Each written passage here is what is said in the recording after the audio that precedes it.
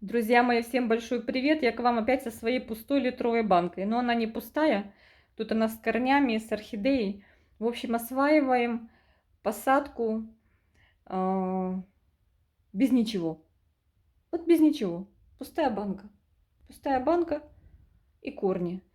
Ребят, хочу показать, какая у нас идет динамика. Есть ли она вообще и что с этим делать. В общем, смотрите. Орхидея находится как на нудистском пляже. Без ничего. Не прикрыта ничем, только стенками пустой банки. Поливается заливом с удобрениями. Обязательно добавляю удобрения, потому что мне жалко, откуда ей взять питание. Микродозу удобрения при каждом поливе добавляю. Брызгаю по листикам периодически, желательно каждое утро в солнечный день. Попадаю в серединку, все стекает, ничего не загнивает. Вот это очень удобно, оглядываться не надо. Давайте посмотрим, что происходит. Девчонки, этот корень уже был, вы помните. Вот такой он красивый, жирный, растет, пытается достигнуть дна банки. Рядом сосед, к сожалению, отсушил свой кончик, закуклился и начал сохнуть. Но таков его выбор. На это повлиять я не могу. Смотрим дальше. Большинство корневой на самом начальном этапе превратилось в сухарик. То есть веломен, привыкший к влажному содержанию, так отреагировал на обилие воздуха. Но не все так плохо. Нижняя часть корней тоже начала свой рост. Посмотрите, новый кончик. Раскуклился корень и уже вот так подрос.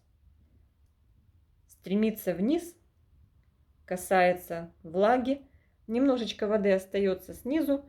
И тем самым орхидея не поливается, благодаря этому она не поливается каждый день, а поливается на третий день. Жду очень, чтобы какие-то еще корни ожили. Но пока тишина.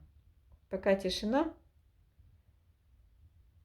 Как только веломен по всей корневой становится серым, вот таким вот просохшим, я заливаю орхидею практически до самого верха, либо до половины. Оставляю где-то минут на 15-20. Час не держу, ребят. Ну что там, тут того веломена. И, в общем-то, орхидея напивается и 2-3 дня стоит с зелеными корешками. Давайте посмотрим, что в верхнем ярусе происходит, есть ли какое-то движение. Так, будем с вами внимательно рассматривать все. Вон, смотрите, я вижу блестящий краешек, кончик, который появился из закукленного сухого корня. Давайте сейчас развернем орхидею. Посмотрим на это чудо поближе. Мы же этого чуда ждем. Мы ждем появления новых корней как чудо. Ага. Вот, смотрите, девчонки, я стараюсь все показать. И самой интересно посмотреть. А ну-ка, давайте сквозь стенку горшка полюбуемся на сей процесс. Так будет лучше. Ну вот, смотрите. Старый обрубок, старый корень. Ну, с достаточно большим слоем веломена решил, что жить будет. Раз.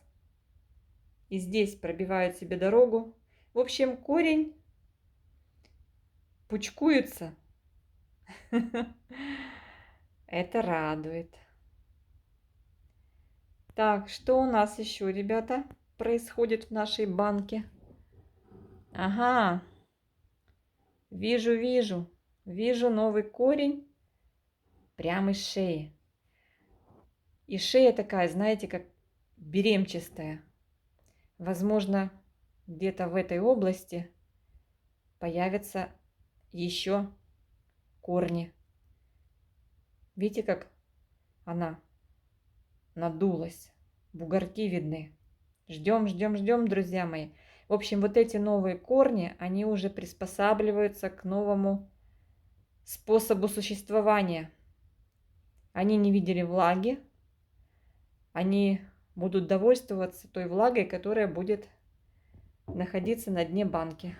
Так, лист у нас продолжает свой рост, появляются новые ткани, цветоносы начинают засыхать, усыхать, забирают свое питание. Я жду, пока цветонос полностью сам себя засушит. Можно, конечно, резануть до ближайшей почки, но мы же не ждем цветения, мы ждем корней. Мы ждем корней и листьев. Девочки, пока еще мы живем в таком неэстетичном виде, но главное содержание. Нам сейчас главное нарастить корневую систему, которая будет приспособлена именно к такому образу содержания. Очень интересный процесс, особенно наблюдение за этим процессом. И говорят правду, что это вдвойне интересно, когда ты видишь, как пробуждается, как растет корневая система. Девочки, еще раз повторюсь, и в этом видео насчет перевода поголовно всей коллекции на такой вид содержания. Не делайте глупостей, это крайность. Попробуйте, как и я, какую-то одну из орхидей, которая там капризничала, непонятно что хотела. Попробуйте перевести в такую систему содержания. Я не могу до конца сейчас сказать, что я довольна или недовольна этой системой. Да, есть трудности. Трудности заключаются в том, что надо чаще поливать. То есть нет наполнителя, поэтому быстрое просыхание. Нравится ли орхидее? Трудно сказать. Но ей надо выжить. Поэтому она начинает обеспечивать себя корнями, которые идут искать влагу. Чем больше корней, тем больше вероятность, что влага будет найдена. Правильно? Правильно.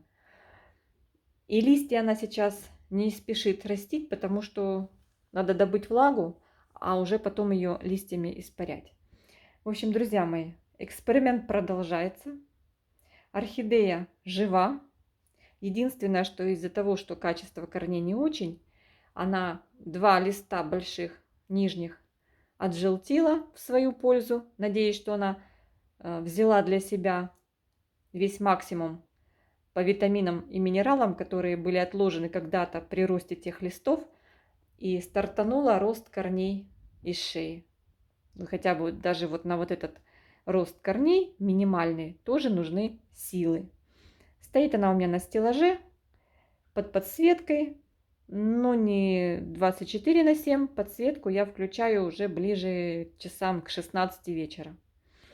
А с утра она у меня на естественном освещении, которое идет от источника света, называемом окно. У меня южная сторона. В общем, вот так и живем. Наблюдаем. Конечно, новая корневая, которая начинает расти, она намного симпатичнее. Веломен такой, знаете, блестящий, упругий. Корень жирный. Судя и по вот этому кончику внизу. Посмотрите, видите, девочки? Вот он, вот такой вот красавчик. Ну, видно перетяжку там, где был закуклен корень, и как он начал свой рост. Ну, я надеюсь на хороший результат. В общем, цель номер 1 – нарастить побольше корней. Цель номер 2 – заняться листовой массой. А цветение, ну, от цветения потом.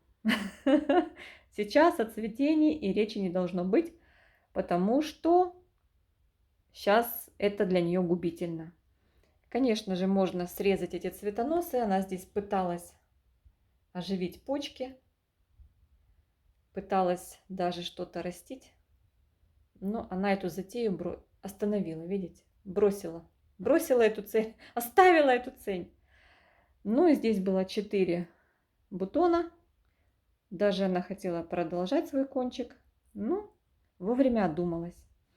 Вот такой, ребята, промежуточный результат. Я очень довольна, что появились из шеи особенно новые корешки. Это вселяет надежду. Будем наблюдать дальше. Надеюсь, что у вас тоже есть какие-то положительные результаты. Ну, вероятно, вот этот результат можно назвать положительным. Я, в принципе, скептически отношусь к содержанию орхидей в открытой системе, но все возможно. Как говорится, было бы где взять ей питание, но вот взять питание, это будет зависеть только от нас с вами. Как мы вовремя и в нужном количестве, нужного качества дадим орхидее питание. Какие средства мы подберем по сезону, как мы сможем повлиять на цветение, на его количество. В общем, друзья мои, пишите в комментариях, что вы думаете про этот способ. И сказать, что он такой простой и легкий, ну, я бы не сказала. Потому что здесь надо тоже потрудиться. И полить вовремя, не пересушить. И сложности с тем, чтобы на какое-то время орхидею оставить без присмотра. Не нальешь ты ей полбанки и не оставишь ее полностью погруженную в воду и уедешь. Просто приедешь, а у тебя там гнилой веломен. Так что, девочки, этот домашний питомец требует даже большего ухода, чем тот домашний питомец, который сидит в влагоемком субстрате, там на мокрых пяточках, на фитиле. Так что надо 100 раз подумать, прежде чем завести такого питомца. Все, друзья мои, всех обнимаю, всем мирного неба. Пишите комментарии, пообщаемся. Пока-пока.